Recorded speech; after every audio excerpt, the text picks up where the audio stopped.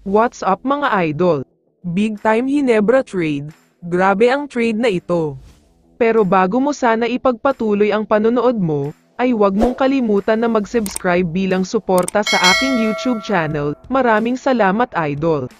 Isingit lang natin ang balita tungkol kay Justin Brownlee. Ayon sa kanya ay babawi daw talaga siya sa paparating na Game 5.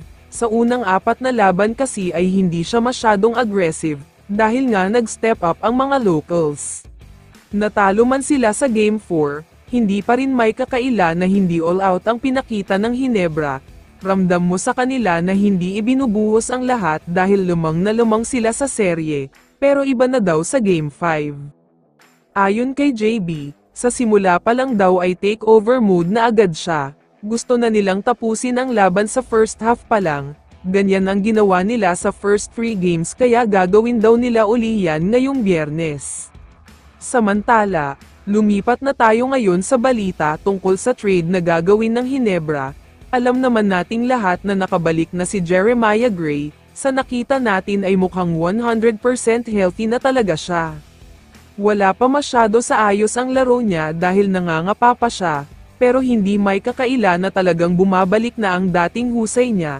Kaya naman ayos sa multiple sources ay ilalagay na daw siya sa trading block ng Hinebra. Sa kabilang banda naman, nawala na bilang main player itong si Maverick Ahanmisi, kadalasan ay coming off the bench na lang siya, at kapag crucial and intense moments na ng laro ay hindi na siya ipinapasok ni Coach Tim.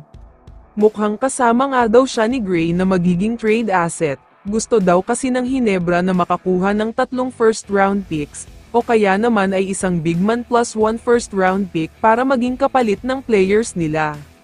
Kaya naman ayon sa mga source, kukunin daw ng Hinebra ang matinik na big man ng Magnolia. Ayon kasi kay Coach Tim ay hindi lang masyadong nagagamit ng maayos si Sanggalang sa Magnolia kaya hindi lumalabas ang laro niya.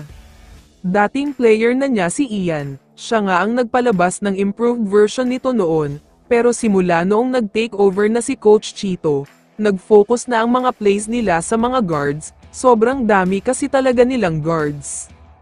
Pero ngayong makukuha na ng Hinebra si Ian Sanggalang, which is posibleng mangyari sa finals o kaya naman ay All-Filipino Conference, mukhang napakalaki ang chance na mahihirapan na talaga ng husto ang ibang teams.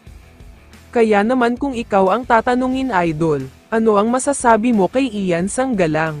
I-comment mo naman ang sagot mo sa tanong na ito. So dito na nagtatapos ang video na ito. Maraming salamat sa pagsuporta at panonood mga idol. Ingat at bye-bye.